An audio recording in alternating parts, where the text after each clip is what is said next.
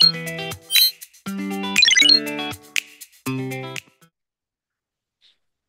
semuanya, selamat datang di Halo Mas. podcast kita hari ini. Jadi kita hari ini bakal ngobrol santai-santai aja nih, cuman ya berbobot juga lumayan. Jadi ada dua hal yang hari ini akan kita bahas, yang sebenarnya juga nggak cuman berguna di dunia kerja, tapi juga kehidupan sehari-hari. Yaitu bicara tentang pola pikir sistem, juga networking. Nah, kebetulan hari ini kita juga sudah kedatangan salah satu narasumber. Mas Saiful. Halo, Mas Saiful. Halo Mas. Gimana kabarnya? Alhamdulillah baik Mas. Mas Taufik gimana kabarnya Mas? Oh, Alhamdulillah, luar biasa. Lagi di tempat kerja ini. Lumayan Oh lagi gitu ya musim Mas. dingin jadi harus pakai jaket ini, terombang-ambing di lautan. Luar biasa memang. Oke, oke. Langsung aja ya. Kira-kira nih sebelum saya bertanya lebih dalam, boleh nggak Mas Saiful kenalkan dirinya dulu, backgroundnya, latar belakangnya? Baik, terima kasih Mas. Pertama-tama untuk teman-teman yang ada di rumah saya ingin memperkenalkan diri. Nama saya Saiful M. Saya biasa disapa Iful. Saat ini saya melanjutkan pendidikan di Magister Teknik Sistem Universitas Gajah Mada.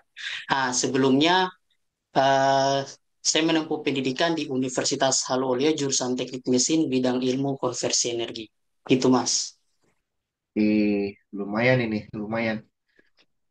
Dari Haluoleo, Sulawesi, terus ke UGM. Jauh juga nyebrang ini. Kalau kapal mungkin ada 7 hari ya. Nggak sampai ya. Tiga, 3 hari, Mas. 3 hari, kebetulan. 3 hari. Lumayan. Oke. Ah, oke. Tadi kan di awal kan saya sudah sempat cerita nih, intro nih tentang pola pikir sistem dan networking gitu. Yang rasanya cukup relevan gitu buat pendengar kita kali ini gitu. Nah, kalau menurut Mas Saiful, saya sudah bicarakan tadi tentang networking, di mana bukan hanya untuk mahasiswa dan juga buat pekerja. Menurut Mas, kira-kira sistem networking ini bisa relevan di mana sih? Gitu. Betul banget, Mas. Jadi, pola pikir sistem dan networking ini sangat penting buat kehidupan. Kalau kita bisa memahaminya dengan baik, tentunya uh, pasti banyak hal yang bisa kita capai, Mas. Oke. Oke, untuk mulai pembahasan ini kita bahas sedikit tentang pola pikir sistem dulu ya. Jadi, Oke. kira-kira apa sih sebenarnya pola pikir sistem ini menurut Mas Saiful? Kenapa kok pola pikir ini penting gitu buat kita? Karena menurut saya pribadi ya, banyak orang yang jalan, banyak orang yang akhirnya memulai sebuah usaha kecil besar. Kalau ditanya itu nggak tahu, modal nekat aja. Wah, modal nekat bisa berhasil juga ya ternyata gitu. Nah, modal nekat saja bisa berhasil, apalagi kalau kita memiliki sistematis yang terencana dan baik gitu. Nah, buat Mas Saiful, kenapa sih pola pikir sistem itu penting buat kita pahami? Jadi begini, Mas. Pola pikir sistem itu adalah cara kita berpikir yang kita nggak cuma fokus pada satu elemen saja, Mas. Di mana kita melihat hubungan antara elemen-elemen dalam sebuah sistem. Misalnya, kita nggak cuma mikir apa yang bisa saya lakukan, tetapi juga kalau saya melakukan ini, apa dampaknya ke orang lain atau sistem yang lebih besar. Pola pikir sistem ini mengajarkan kita untuk melihat gambaran besar. Dan ini sangat penting, Mas, terutama kalau kita bekerja di sebuah proyek atau organisasi yang melibatkan banyak orang. Boleh nggak kasih Betul, contohnya itu? betul. Jadi begini, Mas. Mungkin salah satu contoh yang saya bisa berikan mungkin konsep sinergi ya, Mas. Di mana saya kasih analogi sederhana deh. Bayangin kalau kita lagi nyusun puzzle nih, di mana potongan-potongan puzzle itu nggak ada yang sama bentuknya kan. Justru karena bentuknya berbeda-beda, mereka bisa saling melengkapi dan membentuk gambar yang utuh. Nah, sinergi itu mirip kayak gitu, Mas. Kalau misalnya saya punya keahlian tertentu, misalnya metal cutting, teman saya ahli welding, dan satu lagi ahli painting. Jadi kita bisa menggabungkan kemampuan itu untuk menciptakan sesuatu yang jauh lebih besar daripada apa yang bisa kita lakukan sendiri-sendiri. Kadang perbedaan itu malah rahmat karena memungkinkan kita untuk saling mengisi seperti puzzle tadi itu, Mas. Sehingga pola pikir sistem ini membantu kita untuk berpikir sesuatu yang lebih besar dibanding bukan memikirkan pada hal-hal kecil saja, tetapi kita memikirkan sesuatu yang bisa dibilang lebih besar daripada itu. Jadi gitu, Mas. Hmm, oke, berarti mungkin sederhananya itu ya gimana cara kita berkolaborasi dengan yang lain, saling melengkapi. Mungkin kira-kira seperti itu ya. Ya, betul, Mas. Ah, kalau oke, eh, kalau dari teorinya sih saya rasa teman-teman yang mendengarkan juga akan mudah menangkap ya dari contoh yang diberikan. Nah, kira-kira pengalaman dari Mas Saiful sendiri apa nih? Pernah nggak sih ngerasa kayak, wah ini nih pola pikir sistem nih gitu. Boleh kasih contohnya kalau ada manfaatnya juga boleh disampaikan. Mau banyak, mau sedikit, manfaat kan tetap manfaat ya. Apalagi ini bicara tentang pola pikir sistem. Di mana yang saya pahami kalau dari agama kita kan kebetulan kita Muslim ya. Jadi saya pernah dengar itu Alhamdulillah. satu kutipan. Iya, jadi saya pernah dengar itu satu kutipan gitu. Sebaik-baiknya manusia adalah manusia yang bermanfaat buat orang lain kan begitu ya. Betul, betul. Nah, Betul, kira-kira Mas. menurut Mas Saiful uh, gimana nih pengalaman pribadinya, pengalaman spiritualnya gimana? Boleh diceritakan kak ini? Jadi gini, Mas. Kalau untuk pola pikir sistem sendiri kan sebelumnya, sebelum masuk di Magister Teknik Sistem, saya belum memahami mengenai pola pikir sistem itu seperti apa. Tetapi tanpa disadari, saya pernah bukan mengamalkan sih, tapi lebih ke pernah menerapkan lah di dalam kehidupan nyata lah. Kebetulan konsep sinergi ini salah satu pengalaman yang paling berkesan saya waktu S1. Jadi waktu saya kuliah sambil kerja di bidang jasa pengelasan konstruksi pada saat semester 8. Saya dan dua teman saya itu memutuskan untuk bikin perusahaan jasa pengelasan konstruksi sendiri, Mas. Di mana kami bertiga ini punya latar belakang yang sama di bidang teknik mesin. Tetapi pada saat itu kami masuk di bidang ilmu konversi energi. Sehingga pada saat itu kami nggak punya keahlian di bidang pengelasan. Di mana pada saat itu merupakan kesempatan atau peluang bagi kami untuk bisa kuliah sambil kerja, Mas. Karena kebetulan banyak senior saya yang punya perusahaan di jasa pengelasan konstruksi itu, Bang. Kami bertiga belajar pengelasan dari tempat yang berbeda, di mana saya dari senior saya, teman saya dari pamannya, dan yang satu lagi dari orang lain. Tapi kembali lagi pada saat kami dalam proses belajar itu, kami belum menguasai secara keseluruhan.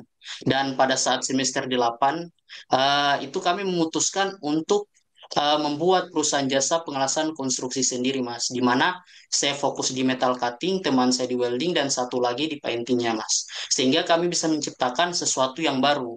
Misalnya, ada satu proyek di mana klien meminta kami membuat struktur baja yang harus dicat anti karat dan dirakit. Dengan sinergi ini kami bisa membagi peran sesuai keahlian masing-masing. Saya fokus di pemotongan material, teman saya di pengelasan, dan yang satu lagi di pengecetan. Proyek itu selesai tepat waktu dan dengan hasil yang memuaskan. Gitu, Mas. Wah, menarik, menarik sekali nih ya tentang Ya, Mas. bagaimana tadi eh, gimana sinergi ya, contoh yang nyata gimana tentang Iya, sinergi Mas. dan pola pikir sistem belajar berjalan beriringan. Ah, eh, kemudian gimana sih menurut Mas Saiful ini supaya tadi yang dijelaskan cukup panjang itu bisa selesai tepat waktu gitu, efisien, Hmm. nggak molor, waktunya nggak lebih lama gitu. Terus bukan hanya efisien dari sisi material saja ya, tapi mungkin efisien dari sisi manpowernya, terus efisien dari segi waktunya, terus efisien dari pemilihan tempat di mana proyek ini dilakukan gitu. Nah, mungkin boleh dijelaskan sedikit. Baik Mas, sebenarnya salah satu tantangan eh, pada saat itu yang merupakan waktu, di mana tenggat yang sangat singkat Mas. Kalau nggak ada koordinasi yang baik, pasti sangat sulit. Tapi karena kami sudah membagi peran, waktu pengerjaan jadi lebih efisien dan ini nggak lepas dari pola pikir sistem itu. Kami selalu mencoba melihat gambaran besar, nggak cuma fokus pada tugas masing-masing, sehingga semuanya bisa terkoordinir dengan baik. Jadi gitu, Mas. Hmm, oke. Kalau dari sinergi ini, kita coba sambung ke networking ya. Atau mungkin ada yang mau disampaikan lagi, mungkin. Yang sebenarnya kalau untuk yang ingin saya tambahkan mungkin lebih ke pada saat itu kebetulan kan saya kuliah sambil ini ya Mas, kebetulan kuliah sambil megang jabatan di organisasi dan juga sambil kerja. Sebenarnya salah satu juga yang tidak sadari yang pernah saya terapkan dari pola pikir sistem itu yaitu konsep prioritas. Jadi untuk konsep prioritas itu, di mana kita bisa membagi atau kita bisa memetakan prioritas apa, mana yang lebih penting, itu yang didahulukan. Jadi pada saat itu saya pertama memetakannya itu dengan uh, pertama akademik yang diprioritaskan, karena tentunya itu yang menjadi tujuan kita dari kuliah itu. Kemudian yang kedua ada organisasi, karena pada saat itu saya juga memegang jabatan di Dewan Perwakilan Mahasiswa Fakultas Teknik Universitas Aluleo. Kemudian yang ketiga kerja tadi Mas, karena kebetulan kan saya juga kerja sama senior saya dan pada saat itu memang untuk kerjanya itu sesuai dengan waktu saya dalam artian apakah saya punya waktu luang atau tidak gitu. Jadi lebih fleksibel untuk kerjanya. Jadi untuk semuanya saya bisa atur dengan baik dengan skala prioritas tadi Mas. Oke. Lumayan panjang juga nih ceritanya sebenarnya ya. Kalau dari yang saya dengar sih, rasanya memang kita nggak bisa munafik ya. Kita dari kecil juga udah diajarin kan dari SD, dari SMP, dari TK, bahkan kayaknya memang kita ini makhluk yang bersosial gitu kan ya. Jadi ya kita nggak bisa jadi apa-apa juga kalau nggak ada bantuan orang lain. Bahkan kayaknya kita Betul. nggak bisa jalan deh kalau sebelumnya nggak dituntun sama orang tua kita. Ah, bicara tentang bersosial, ini rasanya juga nggak lepas dari networking itu tadi. Nah, kalau buat Mas Saiful sendiri, gimana sih cara membangun jaringan yang efektif gitu? Karena saya yakin nggak semua jaringan itu bagus. Ada yang 8G, ada yang 2G, 3G, 4G, 5G, ya kan? Nah, poin saya di sini adalah bicara tentang sinergi yang baik dan berkualitas gitu ya. Kira-kira apa ini solusinya? Karena ya memang butuh orang yang tepat juga yang bisa diajak kerjasama.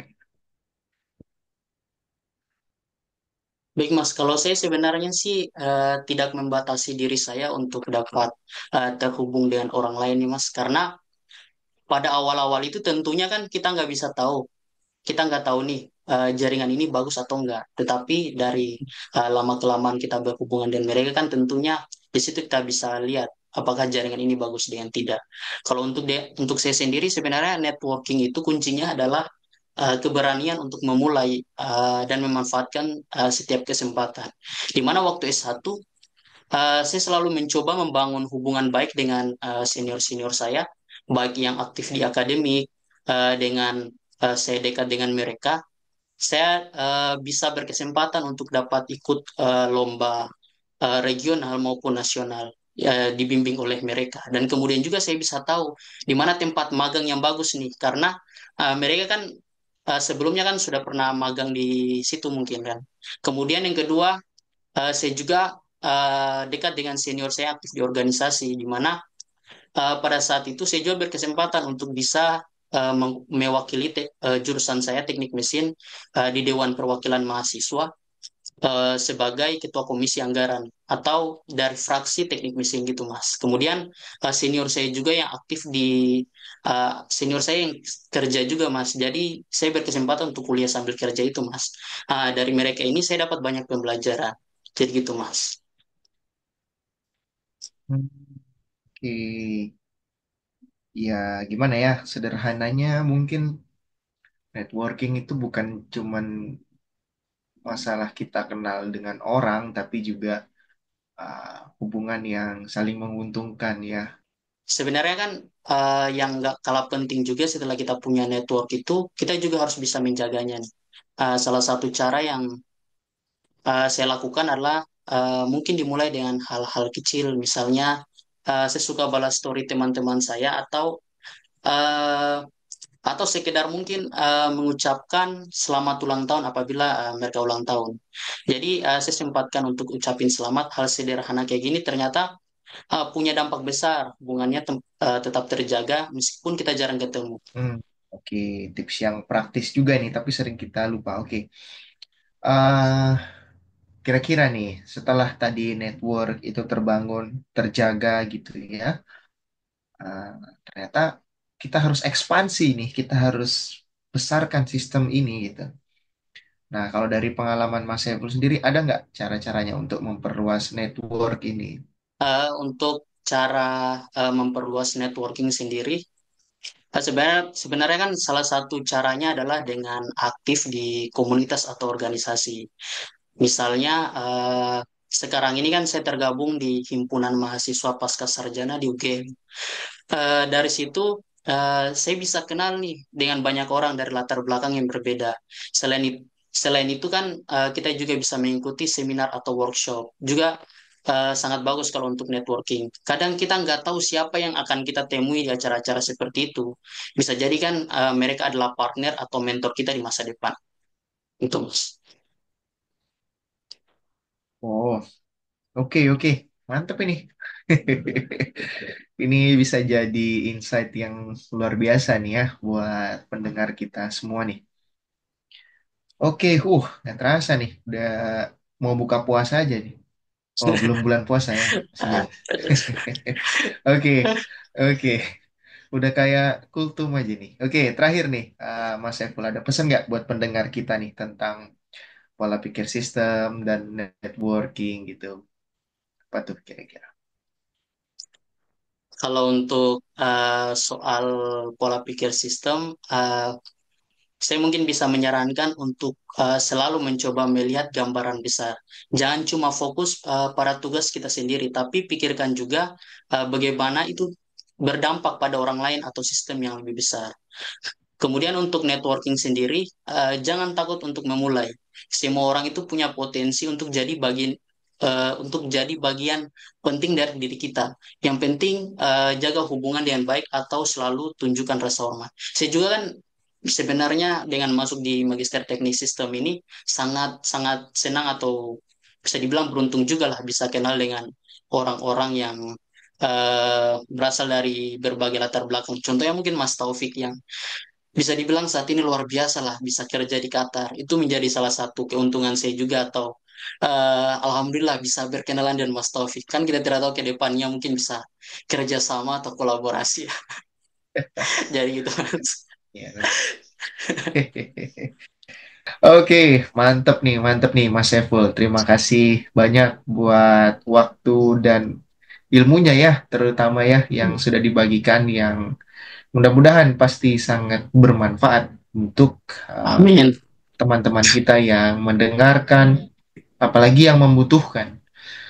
Jadi terima kasih banyak. Mudah-mudahan pendengar kita semua bisa dapat banyak sekali inspirasi, banyak sekali ilmu yang bisa mereka terapkan daripada pembahasan ini. Baik, sama-sama Mas. Senang sekali sebenarnya bisa diundang lah di podcast ini. Semoga apa yang saya sampaikan bisa bermanfaat untuk semuanya. Oke, eh, teman-teman semua yang mendengarkan, balik lagi ya. Saya ingat sekarang itu jadi hadis riwayat dari Ahmad ya. Itu sahih itu. Jadi sebaik-baiknya manusia adalah manusia yang bermanfaat buat orang lain.